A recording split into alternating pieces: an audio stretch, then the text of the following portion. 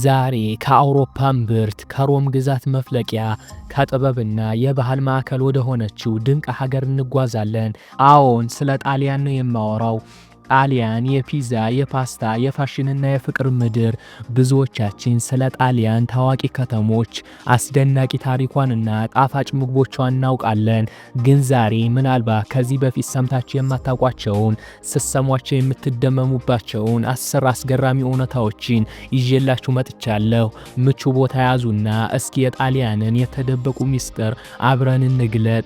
የመጀመሪያው የቫቲካን ከተማ። በዓለም ላይ ትንሿ ሀገር።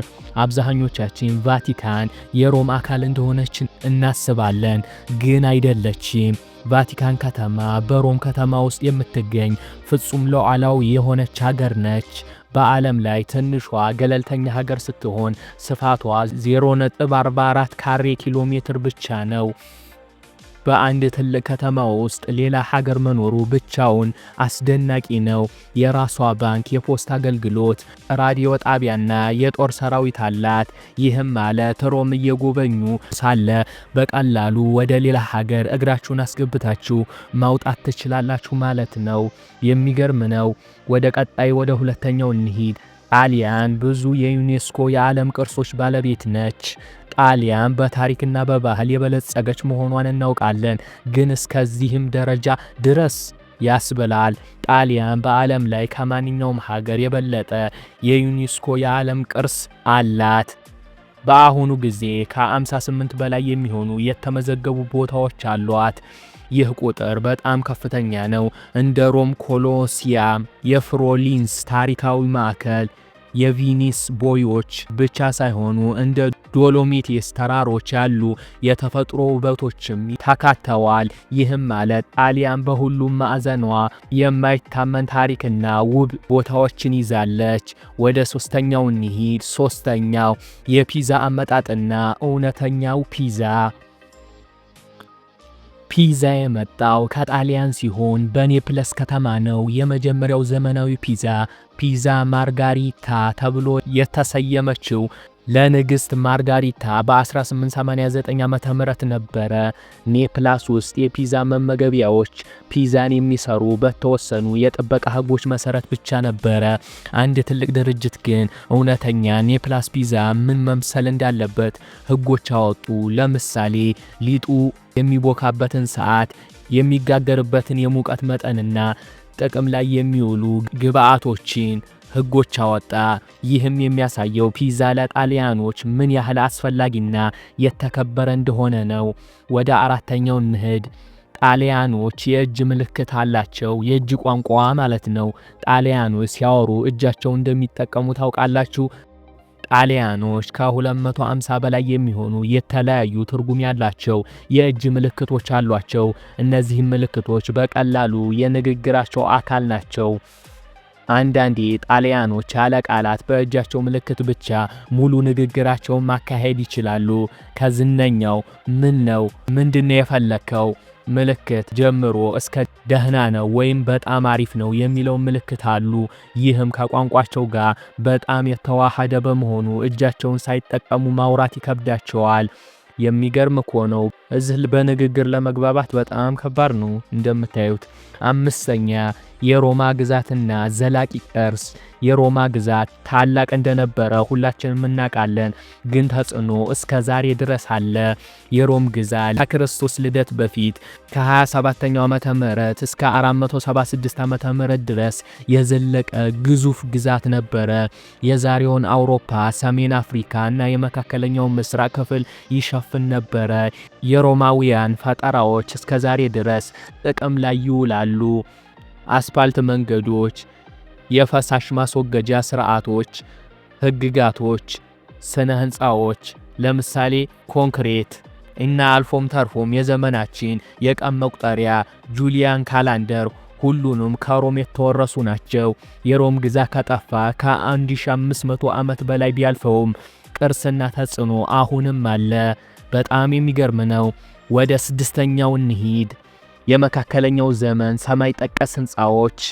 በድሮ ጊዜ ሰማይ ጠቀስ ህንፃዎች እንዳላት ጣሊያን ታውቃላችሁ? ልንገራችሁ፣ ስሙኝ። ሰማይ ጠቀስ ህንፃዎች የዘመናችን ፈጠራ ይመስሉናል፣ ግን ጣሊያን ውስጥ የራሷ ጥንታዊ ሰማይ ጠቀስ ህንፃዎች አሏት። በቱስካኒ ክልል ውስጥ የሚገኘው ሳን ጂሚኛኖ የተባለው ትንሽ የመካከለኛ ዘመን ከተማ የጥንቷን ሰማይ ጠቀስ ህንፃዎች ከተማ በመባል ትታወቃለች። በአንድ ወቅት 72 የድንጋይ ማማዎች ነበሯቸው።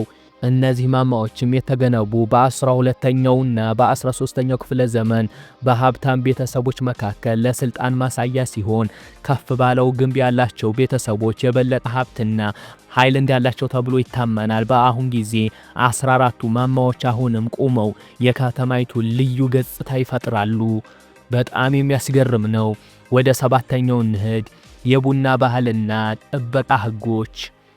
ጣሊያን ውስጥ ቡና ከመጠጣት የበለጠ የባህል አካል ነው። ጣሊያን ውስጥ ቡና መጠጣት የባህል አካል ነው። ጣሊያኖች ቡናን እንዴት እንደሚጠጡ ጥበቃ ህጎች አሏቸው። ካቱቺና ከጧት ውጭ አይጠጡም። ከምሳም በኋላ ወይም ከምሽት በኋላ ካቱቺን ማዘዝ እንደ እንግዳ ነገር ይታያል። ጣሊያኖች ከሰዓት በኋላ ወይም ማታ ቡና ሲፈልጉ ኤስፕሬሶ ብቻ ነው የሚያዙት። ወተት የያዙ ቡናዎች የምግብ መፈጨትን እንደሚያስተጓጉሉ ያምናሉ ተብሎ ይታሰባል። ይህም የሚያሳየው ቡና ለእነርሱ በቀላሉ መጠጥ ሳይሆን የተወሰነ ስርዓት ያለው የባህል አካል መሆኑን ነው። በጣም ይገርማል። 8ኛው የሮማውያን የህዝብ መታጠቢያ ቤቶች። የሮማውያን የህዝብ መታጠቢያ ቤቶች ከመታጠቢያ በላይ ትልቅ ፋይዳ ነበራቸው።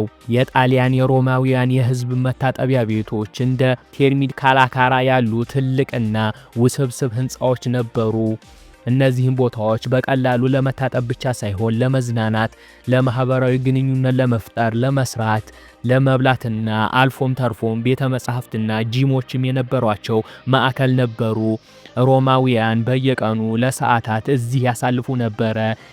ንጽህናውን የጠበቀ ከመሆኑም በላይ የህብረተሰቡ መገለጫ ነበረ። ወደ 9ኛው እንሂድ። የዓለማችን የመጀመሪያ ባንክ ስርዓት። ባንኮች ዘመናዊ የሚመስሉ ተቋሞች ናቸው፣ ግን መነሻቸው በጣም የቆየ ጣሊያናዊ ነው። በዓለም ላይ የመጀመሪያው ዘመናዊ የባንክ ስርዓት የተቋቋመው በ14ኛው ክፍለ ዘመን በፍሎሪንስ ጣሊያን ውስጥ ነበረ። ባንክ የሚለው ቃል የመጣው ባንኮ ከሚለው የጣሊያነኛ ቃል ሲሆን ገንዘብ ለዋጮች ንግዳቸው የሚያከናውኑበት ጠረጴዛ ማለት ነው። የሜዲቺ ቤተሰብ ታላላቅ የባንክ ነጋዴዎች ሲሆኑ የአውሮፓን ኢኮኖሚ ለዘመናት ተቆጣጥረው ነበረ። ይህም የሚያሳየው ጣሊያን በፋይናንስ ዘርፍም ቀደምትና ፈርቀዳጅ እንደነበረች ነው። ወደ መጨረሻውና አስገራሚው ነገር እንሂድ። 10ኛ ጣሊያኖችና የፋሽን የበላይነት። ጣሊያኖች የፋሽን ዋና ከተማ ነች፣ ግን ለምን?